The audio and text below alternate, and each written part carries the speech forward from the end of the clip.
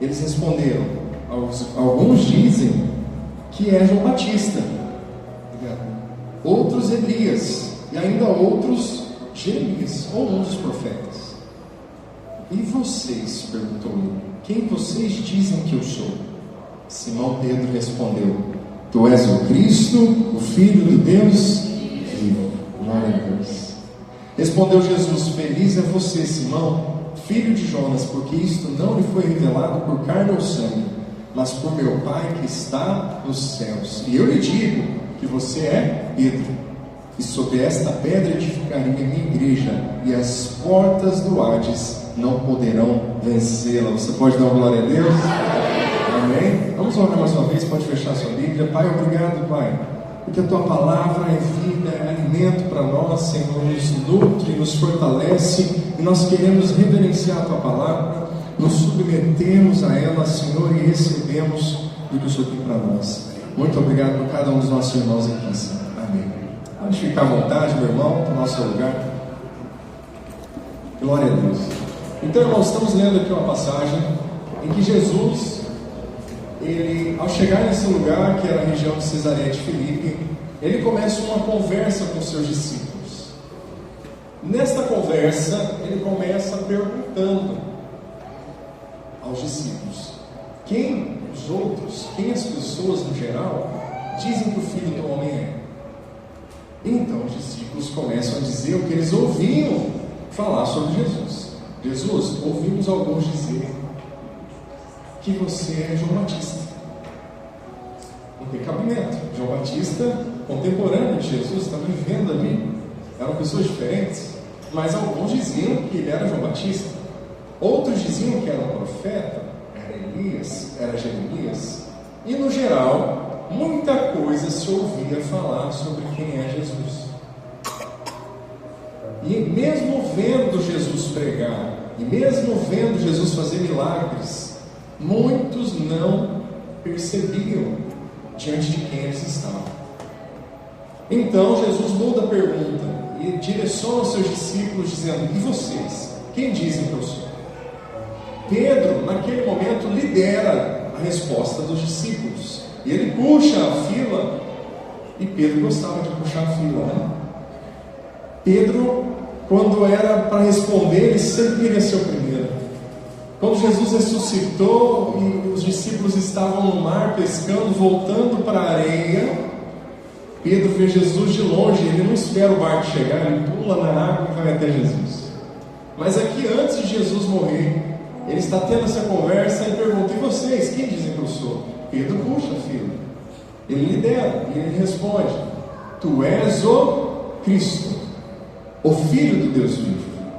E é uma confissão muito importante que nós vamos falar aqui, a confissão de Pedro. Porque os judeus, eles sabiam das promessas sobre o Messias, ou seja, sobre o Cristo, mas muitos entendiam que esse Messias viria para libertar o povo de Israel.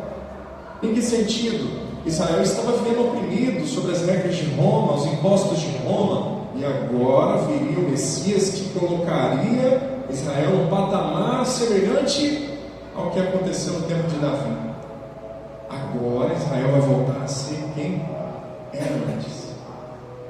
E alguns achavam dessa forma, mas Pedro tem uma revelação divina que Jesus testifica: Pedro, não foi carne e sangue que te revelou, mas o meu Pai que está nos céus.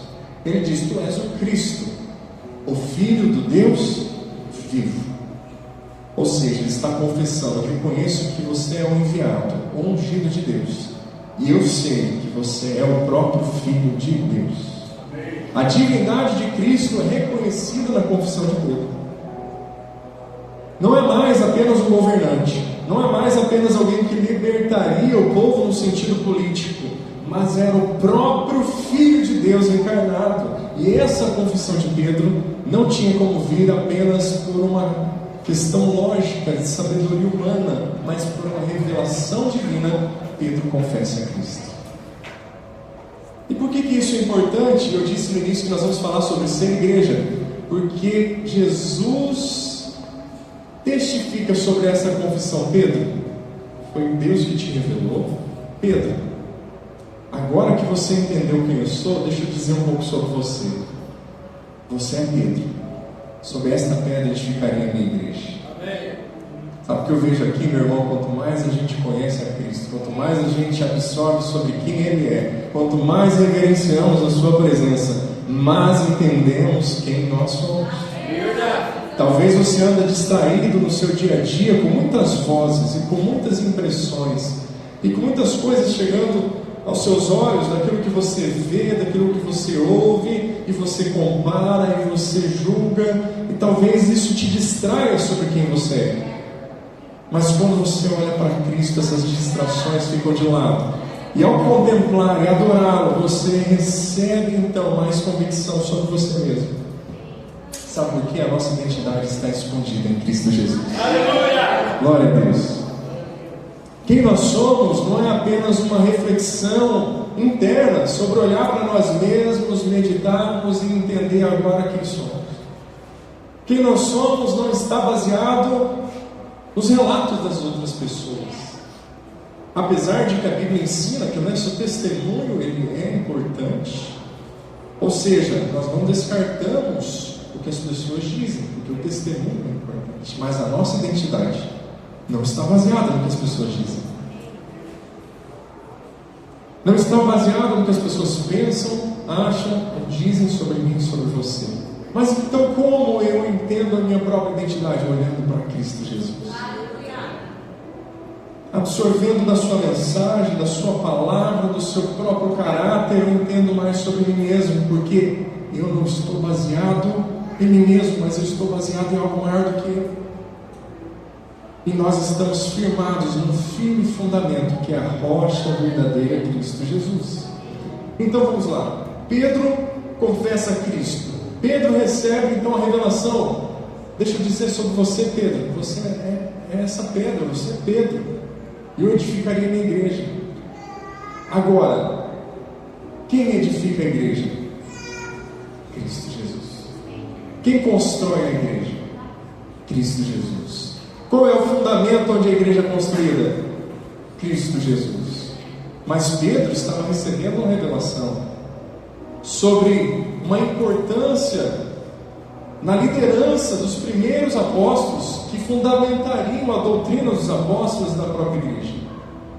Uma grande importância. Mas o próprio Pedro reconhece Cristo, porque é baseada na confissão dele que ele entende agora a própria cooperação dele. E com base nessa confissão, Jesus diz: eu edificarei a minha igreja. Eu quero trazer 3 pontos aqui sobre essa passagem.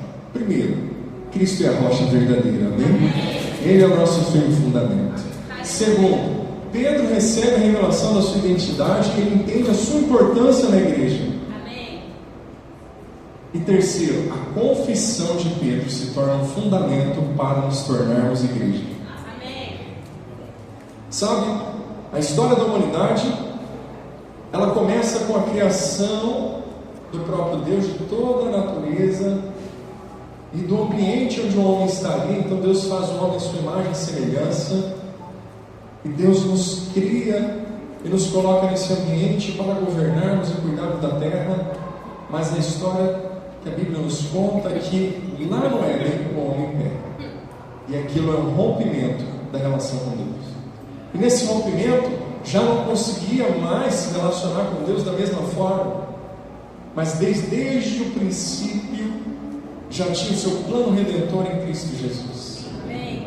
Mas durante a história isso se desenrola de várias maneiras, porque no início ele fala com Abraão, farei de ti uma grande nação, por meio de ti serão benditas todas as nações da terra. Amém. Ele levanta um povo e se relaciona com aquele povo chamado Israel. Amém. E a palavra no Antigo Testamento era direcionada a este povo, mas quando nós vamos entendendo o Antigo Testamento, vemos que tudo apontava para Cristo. Glória a Deus.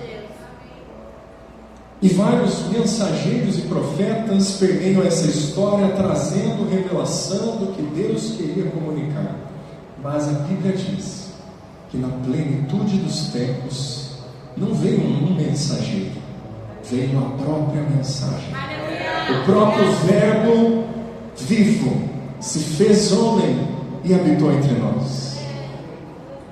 Ele já tinha enviado mensageiros, mas agora Ele mesmo vem, a própria mensagem se encarna e inaugura uma nova aliança. Como? No seu sacrifício de sangue, na sua morte de cruz, assumindo a condenação que era para mim e para você, assumindo o nosso lugar, levando sobre Ele a nossa culpa, restabelecendo agora um relacionamento que havia se quebrado, nos dando livre acesso ao Pai. Agora podemos ser chamados de filhos.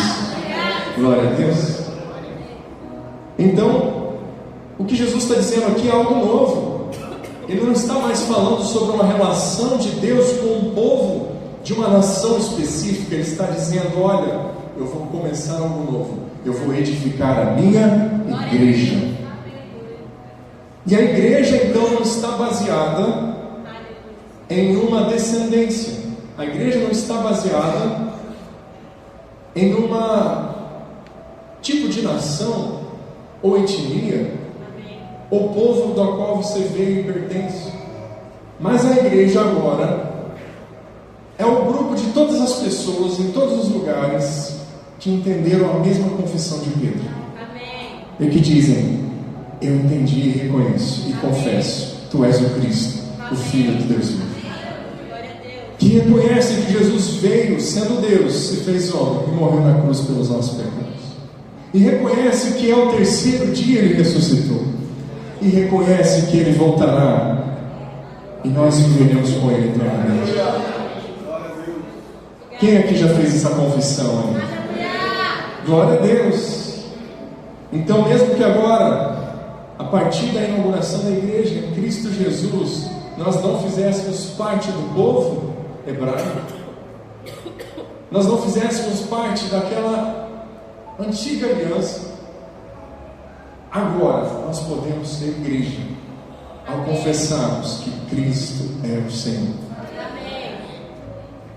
Por isso a confissão de Pedro é importante, porque a figura de Pedro passaria, ele viveu alguns anos e morreu, mas a confissão permanece. O fundamento permanece. E nós continuamos sendo edificados como igreja do Senhor Jesus. Porque não é Pedro que está edificando a igreja, mas Jesus disse: eu edificarei a minha igreja. Você é a igreja do Senhor, amém? Você é povo de Deus, porque Ele nos comprou com o seu sangue. Glória a Deus. Eu quero ler com você a carta de Pedro, 1 Pedro, capítulo 2, o verso 5. Lembra que Pedro que teve essa conversa com Jesus, e Pedro que ouviu de Jesus dizer: sobre esta pedra edificarei a minha igreja? Olha o que Pedro vai escrever aqui na primeira carta de Pedro, capítulo 2, no verso 5.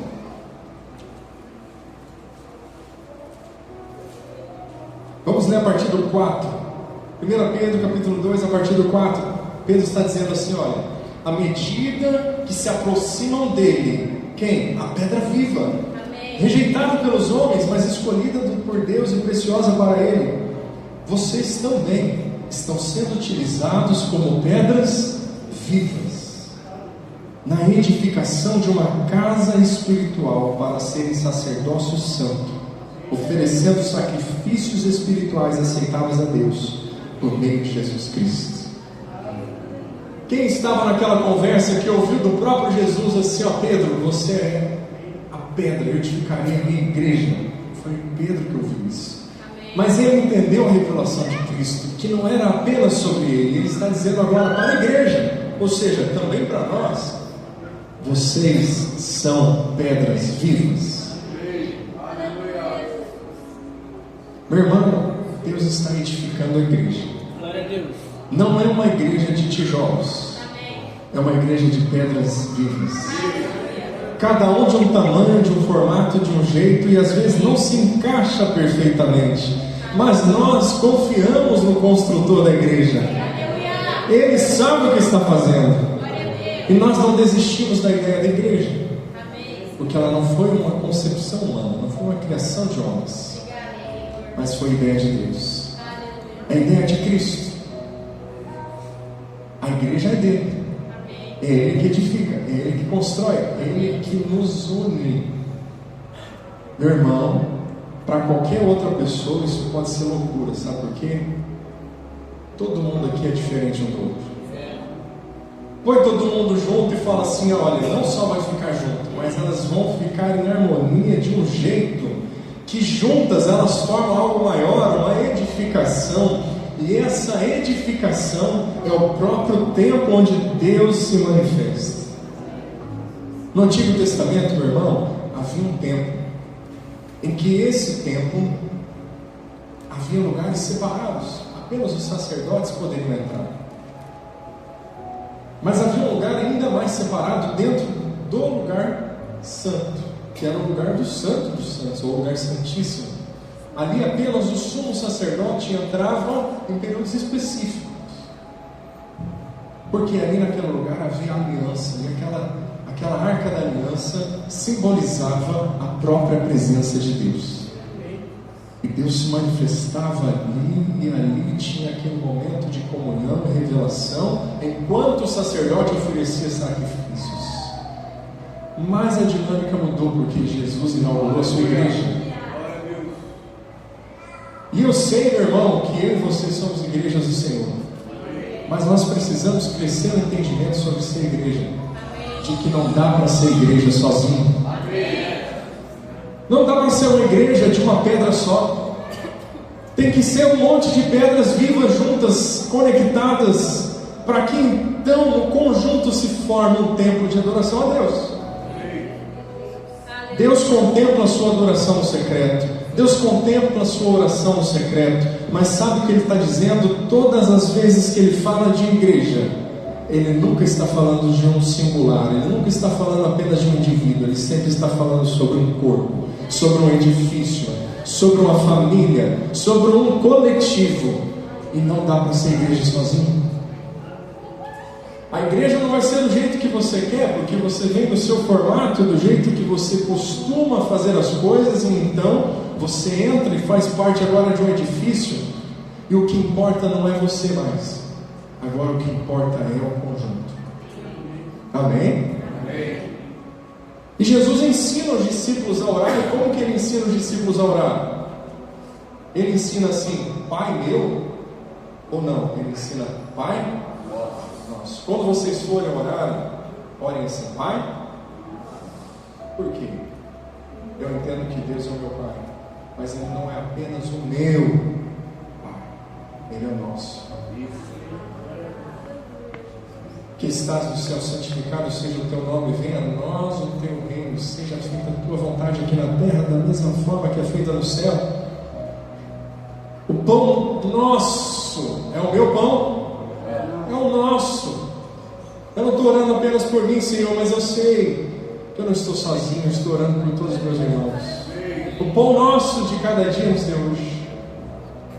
E Senhor, eu não peço perdão apenas pelos meus pecados, mas perdoa os nossos pecados. Quando o seu irmão peca, meu irmão, você está no mesmo corpo, você está na mesma edificação. Qual é a oração que Jesus ensina? Pai, perdoa os nossos pecados, assim como nós perdoamos. Está no singular ou no plural? Aqueles que nos têm ofendido. Senhor, o nosso amor é tão grande, por quê? Porque nós recebemos o teu amor. E ao receber o teu amor, Senhor, como é que nós olhamos para o irmão que nos ofende e não perdoamos? Nós perdoamos. Senhor, perdoa os nossos pecados, assim como nós já entendemos o teu perdão, também perdoamos os nossos irmãos. O que Jesus nos ensina é que ser igreja, Ele não está dizendo que é ser fácil, mas Ele está dizendo que é Ele que edifica a sua igreja, Ele que sustenta a sua igreja. Então quando você vê o seu irmão faltando pão, o que você faz? Você compartilha o pão, você ora pelo pão nosso. Quando você vê o seu irmão pecando, o que você faz? Você ora pelo nosso pecado. Você vai até o nosso irmão e abraça. Quando você recebe Cristo, até aqueles que te ofendem, você oferece perdão e misericórdia. É porque Ele te fez alguém melhor? É porque agora Ele habita em você. Agora você é um só com Ele. Isso é um mistério profundo que as Escrituras nos dedicam várias passagens para nos ensinar. Meu irmão, eu e você somos um com Cristo Jesus. Deixa eu te explicar. Na eternidade havia o Pai, Filho e Espírito Santo. Desde o princípio não houve início. Ele sempre foi, Ele sempre é. E a comunhão perfeita, Pai, Filho e Espírito Santo. Uma família, uma unidade perfeita. Ele decide por sua própria vontade e para a sua glória, Ele cria todas as coisas. Não é porque Ele precisava da nossa adoração. É porque Ele quis, porque Ele nos amou muito antes da criação. Ele nos amou, Ele nos criou pelo seu amor, pela sua vontade, para a sua glória. O homem peca e sabe o que ele faz? Ele vem ao nosso favor, Ele se move ao nosso encontro e Ele faz um sacrifício por nós. E em Cristo Jesus, sabe o que Ele faz? Ele nos faz sua igreja, Ele nos faz o seu corpo, Ele nos faz agora sermos um com Ele. Deixa eu te falar, meu irmão, sabe a plena comunhão, Pai, Filho e Espírito Santo? Você agora faz parte dessa plena comunhão. Antes que houvesse um dia, já havia essa comunhão. A ideia de família é a ideia de Deus, e veio a partir da própria identidade de Deus. Ele nos criou, meu irmão, não para vivermos isolados, porque tudo que Deus fazia na criação, a gente vê que o próprio Deus testificava ao final dizendo: e viu Deus que era bom. Ele faz o homem, e Ele viu que o homem era bom, mas tem um detalhe, Ele diz o seguinte: e não é bom que o homem esteja só. Deus não nos fez para vivermos sozinhos. Ele cria a mulher, Ele faz a primeira família, o primeiro casamento, o modelo que é a imagem e semelhança, ou seja, comunhão, amor. Muitas vezes temos dificuldade de entender o que é igreja, porque temos dificuldade de entender o que é unidade. E todas as vezes que a Bíblia vai ensinar de casamento, sabe o que Ele diz? Unidade. O que está escrito em Efésios 5? Assim como nós e Cristo, a igreja e Cristo somos um, assim é. Você entendeu a unidade de Cristo? Agora você entende a unidade do casamento. A unidade do casamento só existe porque existe a unidade de Cristo. Mas então nós falamos sobre sermos igreja. Nós somos filhos de Deus. E a Bíblia usa várias metáforas para poder desenhar um pouco na nossa mente esse entendimento que é tão profundo de nós sermos um com Ele. Uma das metáforas, desses desenhos que Ele traz para nós é sobre o edifício. Então imagina aí a construção de um templo como esse, mas não de tijolos, pedras vivas. Por que pedras vivas? Porque Pedro está dizendo que nós somos as pedras que formam a construção dessa unidade. Tem como ter a casa de um tijolo só? Tem como ter uma construção de uma pedra só? Não, sozinho é só uma pedra, mas junto é algo maior. Outra metáfora, outra ilustração, desenho que a Bíblia nos ensina para entendermos sobre a unidade da igreja em Cristo é o próprio desenho do corpo. Todos nós temos um corpo, então Deus nos ensina assim, com algo que é muito fácil de nós sabermos o que é. E o que é o corpo? O corpo é a orelha? Não, mas a orelha faz parte do corpo. O corpo é a mão? Não, porque se for só a mão, não é o corpo, é a mão. Mas a mão no corpo faz parte da unidade. Onde é que está escrito um pouco sobre isso? 1 Coríntios, capítulo 12, a partir do verso 12. Vamos ler um pouquinho? 1 Coríntios, capítulo 12, a partir do verso 12, diz: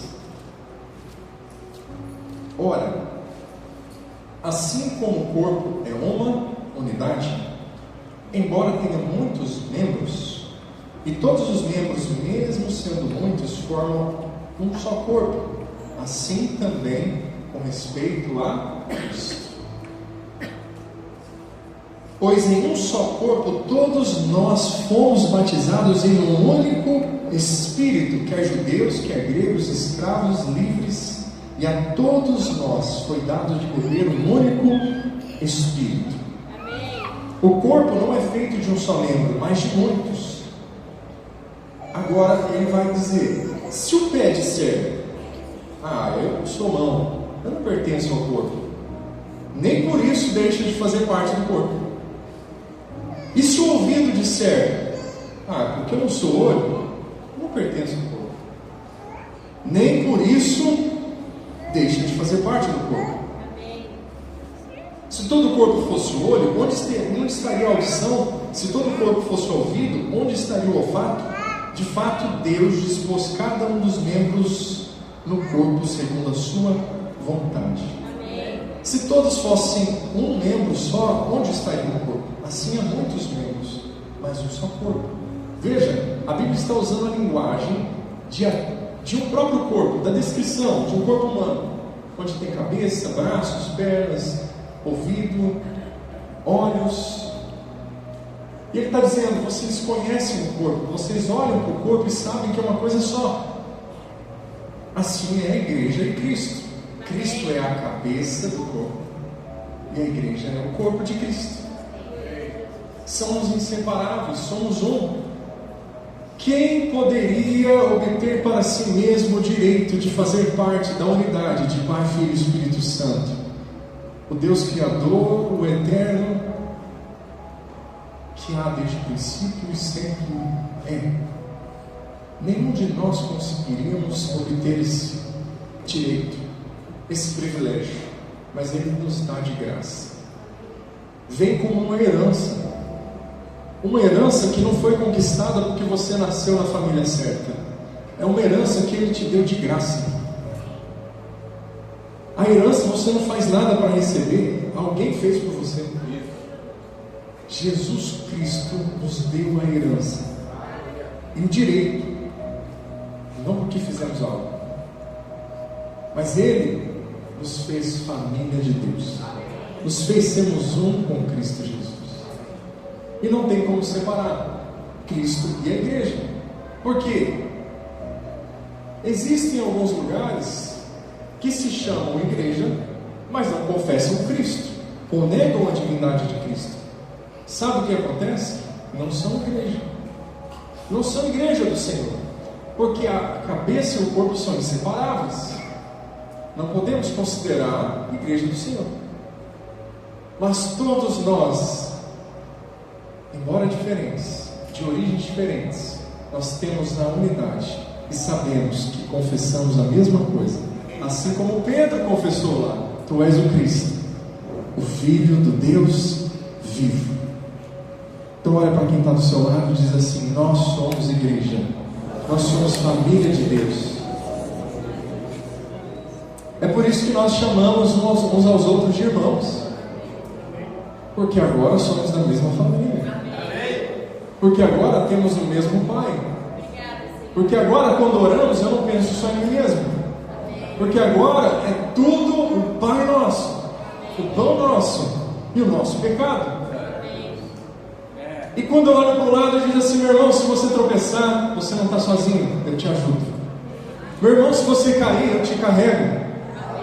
Você não está sozinho. Você é um com Cristo e você é um com a igreja. E Deus nos deixou sacramentos, ordenanças para cumprirmos como igreja. E uma dessas ordenanças é o batismo nas águas. E sabe por que nós nos batizamos nas águas? Porque Ele ordenou. Jesus disse: todo aquele que crê e for batizado será salvo. Mas aquele que não crê já está condenado, ou será condenado. O batismo não é por si só aquilo que nos salva, é Cristo que nos salva e a confissão em Cristo Jesus. Mas todo aquele que crê se batiza. Porque ao nos batizarmos, nós estamos cumprindo a ordenança de Cristo, mas também carrega uma declaração muito mais profunda. É quando nós dizemos para toda a igreja: olha, agora somos um, porque eu estou sendo batizado na mesma água, no mesmo Espírito, no mesmo corpo. Eu sou um com Cristo e eu sou um com a igreja. Então, se você já confessou Jesus e ainda se não se batizou, já procura o pastor. Pastor, próximo batismo, quero me batizar, porque eu já confessei a Cristo. E qual a outra ordenança que nós recebemos como sacramento? A ceia do Senhor.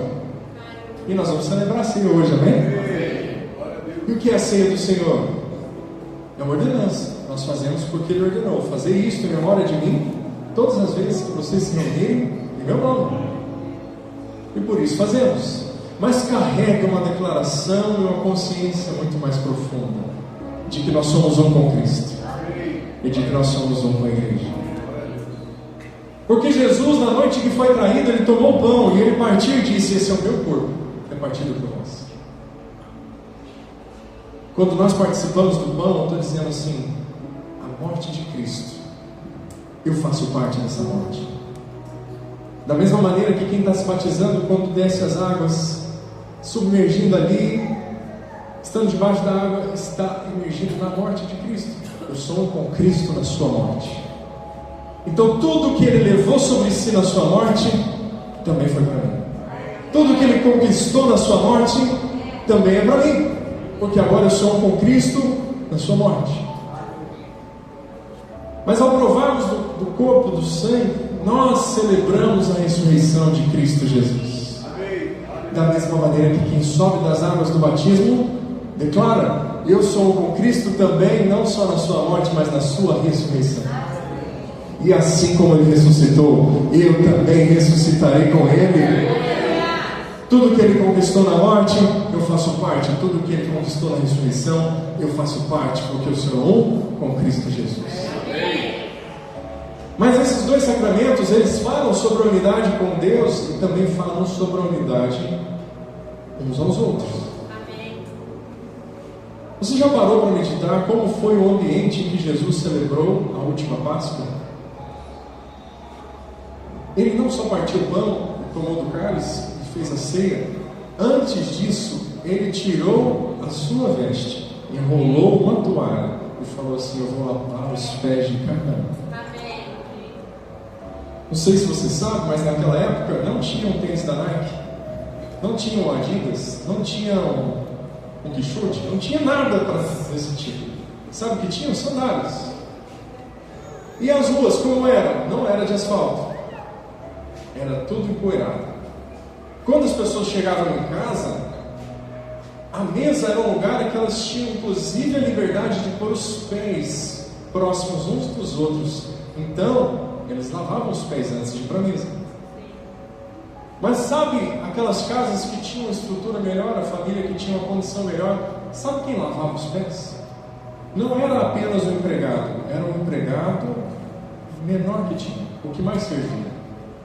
E Jesus, sendo Deus, Ele então pega a toalha, Ele se ajoelha diante dos pés dos seus discípulos e diz assim: eu lavo os pés de vocês.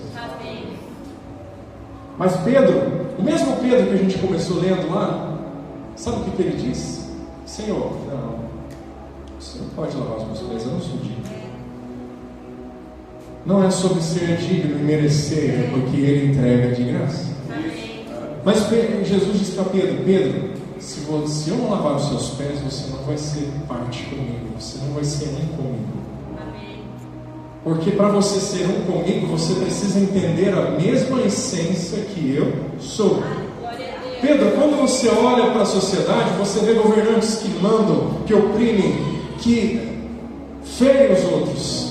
Não vai ser assim entre vocês.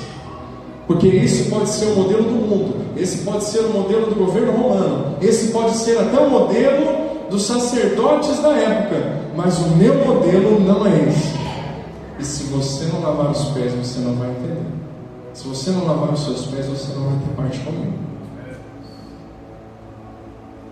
Pedro então diz: Senhor, então lava a cabeça também.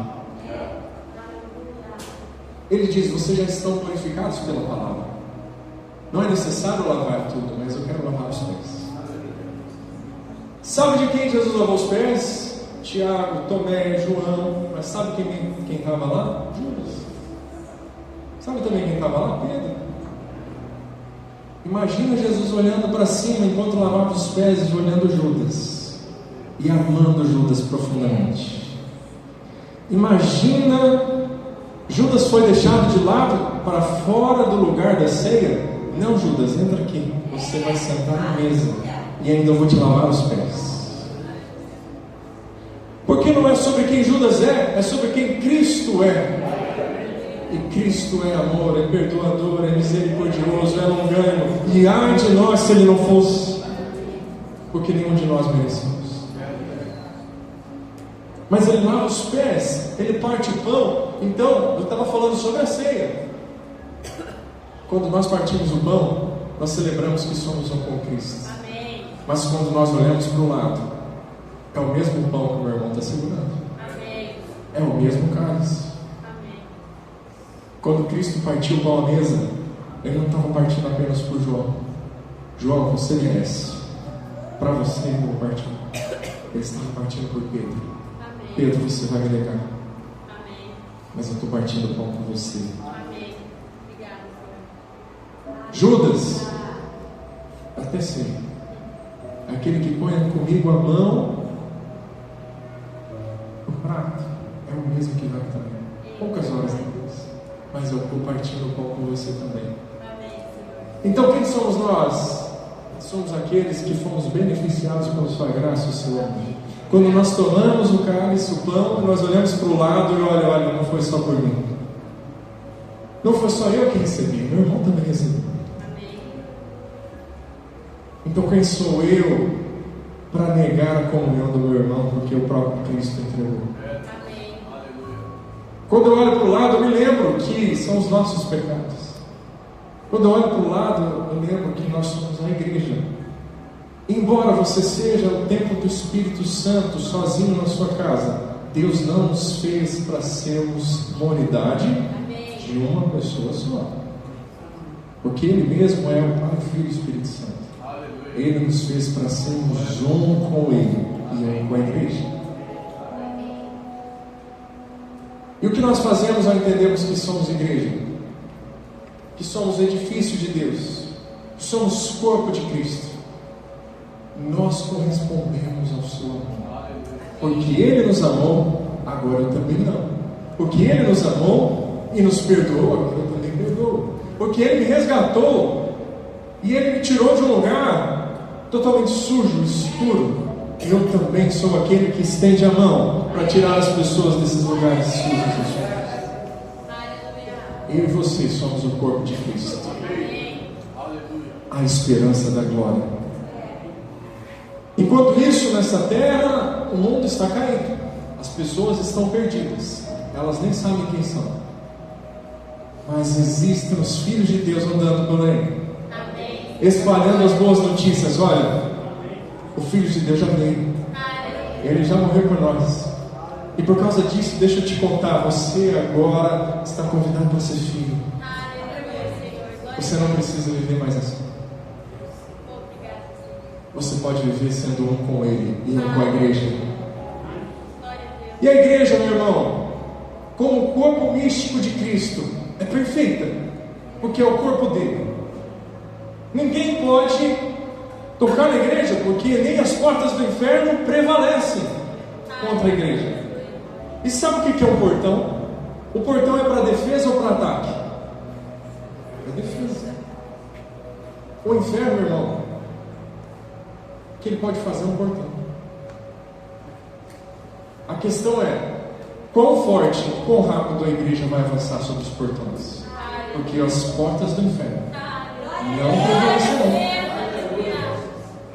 Ah, mas o inimigo está por aí, está ao redor, ele está tentando influenciar, ele está tentando jogar mentiras, tentando te distrair da verdade. Mas quando você olha para Cristo, você entende que você é um com Ele. As portas do inferno não prevalecem.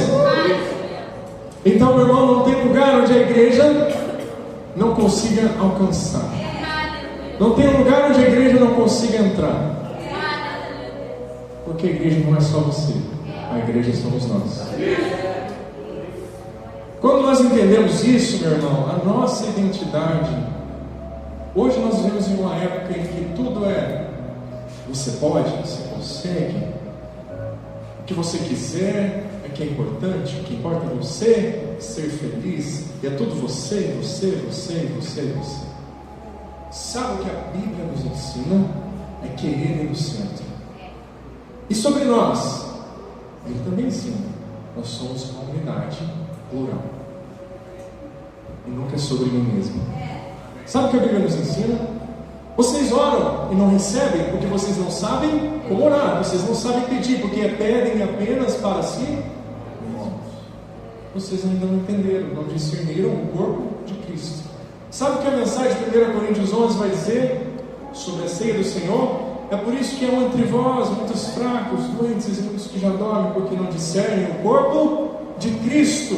Estão vivendo para si mesmos, mas quando nós vivemos para Ele e uns para os outros, nós entendemos a revelação de Cristo. É a verdadeira identidade e propósito estão escondidos em Cristo Jesus.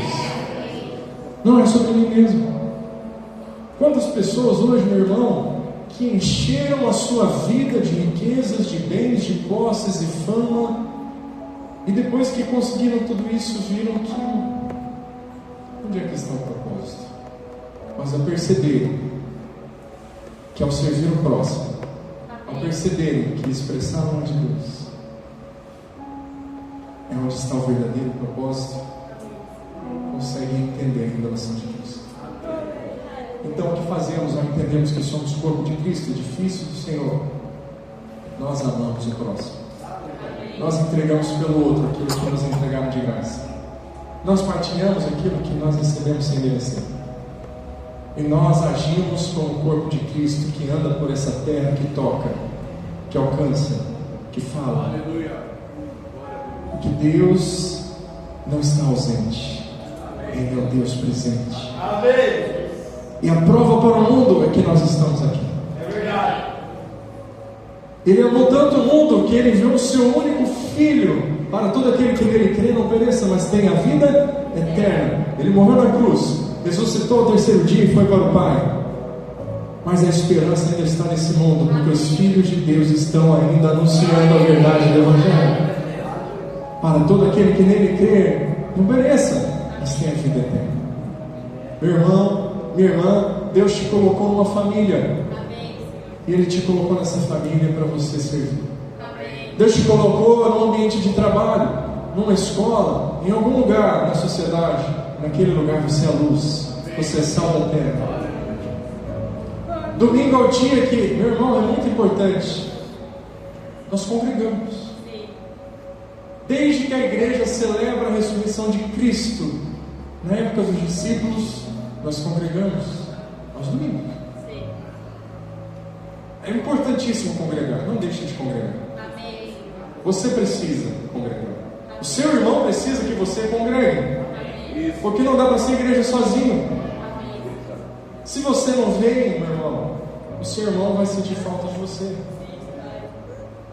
E você vai sentir falta do seu irmão. Amém.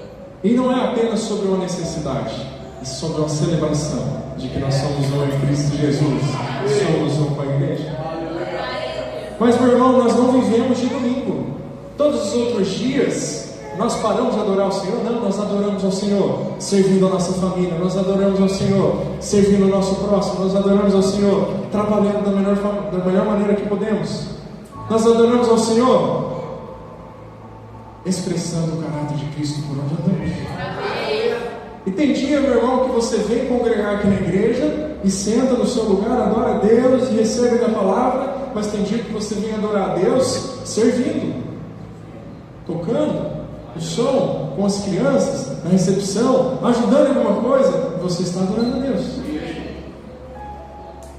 A igreja de Cristo é o corpo de Cristo, de todos aqueles que confessam que Senhor, que Jesus é o Senhor. Não importa se é coreano, japonês, se é de Campinas, se é de Londrina, de Campo Grande, se é da Presbiteriana, se é da Éden, se você confessa Cristo, nós somos um. Amém. Eu não estou competindo com você, nós não estamos em times diferentes, nós somos um corpo. E onde estamos, meu irmão? Conta comigo, porque nós estamos na mesma missão de anunciar o Evangelho. Nós somos um. Todo esse corpo místico, mas Deus te colocou uma comunidade local. E aí, quando a gente fala de comunidade local, a igreja é Éden, de Campinas, você está aqui. Quem está feliz por estar aqui? Oh, glória a Deus! Deixa eu te dizer uma coisa: você pertence a essa comunidade, e essa comunidade pertence a você. Então, diz assim: essa é a minha igreja. A sua igreja, a sua família. Quem é responsável lá na sua família? Diga assim: eu. Quem é responsável lá no seu trabalho? Diga eu. Talvez você está olhando tudo fora de ordem lá no seu trabalho, onde você anda, e fala assim: quem há de ir por nós? Diga assim: eu. Da mesma maneira, quando a gente fala de igreja local, que faz parte do corpo, essa é a sua igreja local. Então, quando chega um visitante, e a gente está muito feliz que tem vários visitantes aqui. Quando chega um visitante, você faz igual o Theo fez comigo ontem: deixa eu te apresentar, pastor Tiago, Campinas, porque essa é a minha cidade. Quando chega um visitante, é você que recepciona. Quem que recepciona? Quem é a minha igreja. Essa é a minha igreja, deixa eu te apresentar. Ó. Aqui é o bebedouro, vem aqui. Ó. Aqui, ó. Senta aqui, por favor, aqui tem um lugar para você. Deixa eu te apresentar. Esse irmão aqui é gente fina demais. Você conecta com as pessoas. Porque nós somos igreja. E é maravilhoso viver em igreja. Talvez na sua experiência de vida muitas coisas te decepcionaram com a igreja.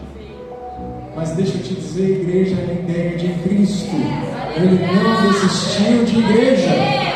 Somos nós que atrapalhamos às vezes. Quem que atrapalha às vezes? Às vezes a missão é atrapalhar um pouquinho menos ele. Deus, eu só quero atrapalhar menos. Eu quero ser um pouquinho menos chato, para as pedras vivas se encaixarem melhor.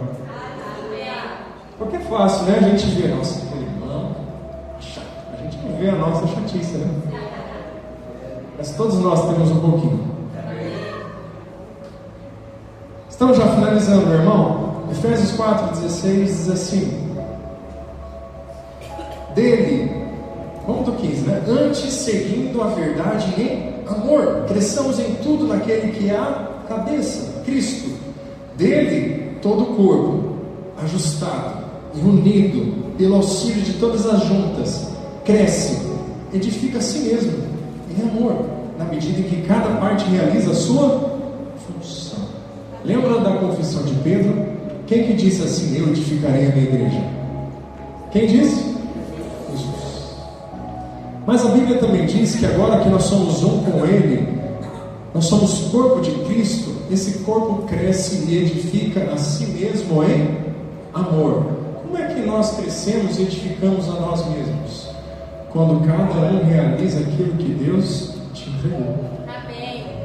Então, meu irmão, talvez hoje tudo que o seu irmão precisa é de uma palavra de encorajamento. Aí o que você faz? Você ajuda a edificar a igreja. Você dá aquele abraço, você dá uma palavra de encorajamento: meu irmão, estamos juntos, não desiste. Isso não é o fim, isso é só uma noite. Deixa eu te contar a alegria. A alegria vem pela manhã. Você está chorando, eu vou chorar com você. Mas deixa eu te falar, o choro não dura muito. Meu irmão está passando por um inverno, eu vou te ajudar. Eu também tenho um agasalho, mas deixa eu te dizer, o inverno passa. Você traz palavra de encorajamento. Quando está faltando pão, você traz pão. Quem que traz pão? Quando o seu irmão está caindo, quem que ajuda a levantar? A igreja. Muitas vezes a gente pensa assim: Isso aí é coisa do pastor. É o pastor que tem que edificar a igreja. Quem edifica a igreja é Cristo. Mas Deus compartilha com o seu corpo a missão de edificar a si mesmo. É claro, quem é chamado para o ministério tem uma incumbência de servir edificando a igreja. Para que existe pastor, mestre, apóstolo, profeta? Para edificar a igreja. Mas aqui nós acabamos de ler, todo o corpo cresce junto, ele edifica a si mesmo na medida em que cada um realiza a sua parte. Diga assim comigo: Deus me confiou uma parte. Ele te confiou alguma coisa, meu irmão. Todos nós recebemos o ministério da reconciliação. Sabe o que é o ministério da reconciliação? Um dia estávamos perdidos, um dia estávamos longe, um dia não tínhamos jeito, não tínhamos valor, mas nós descobrimos o amor em Cristo Jesus. Eu tenho um ministério, o ministério da reconciliação. Você tem um ministério, o ministério da reconciliação. E como é que nós fazemos esse ministério? Amando o próximo, apresentando Cristo, mostrando quem Ele é, a esperança da glória. Todos nós somos responsáveis, amém? Amém. Glória a Deus. Então eu queria convidar você a fechar seus olhos onde você está.